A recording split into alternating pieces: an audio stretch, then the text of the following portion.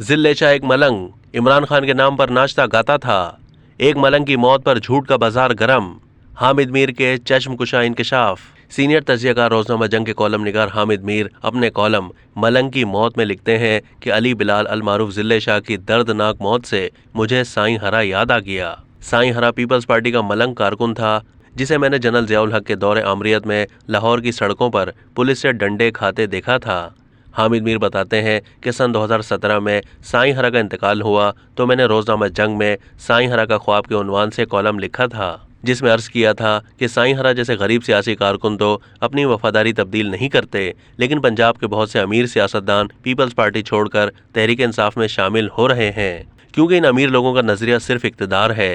सन 2018 में तहरीक इंसाफ को इक्तदार में लाया गया और सन 2022 में ये जमात इक्तदार से निकाल दी गई। इक्तदार से निकलते ही वो लोग भी तहरीक इंसाफ से भागने लगे जिन्होंने हवा का रुख देखकर इस जमात में शमूलियत इख्तियार की थी, लेकिन जिले शाह जैसे गरीब सियासी कारकुन इमरान खान के लिए लड़ने मरने पर तैयार हो गए।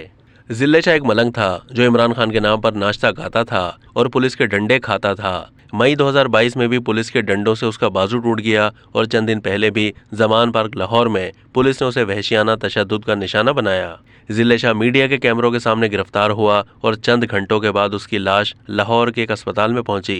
तहरीक इंसाफ ने जिले शाह की मौत का जिम्मेदार पंजाब हुकूमत को करार दिया है और पंजाब हुकूमत ने किसी तफ्तीश के बगैर जिले शाह के कत्ल का मुकदमा इमरान खान पर दर्ज करवा दिया।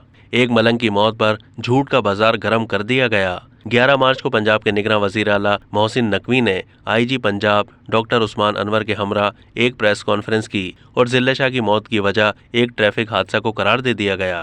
अब तक के लिए इतना ही। मजीद मालूमात के लिए डेली जंग के यूट्यूब चैनल को सब्सक्राइब कीजिए।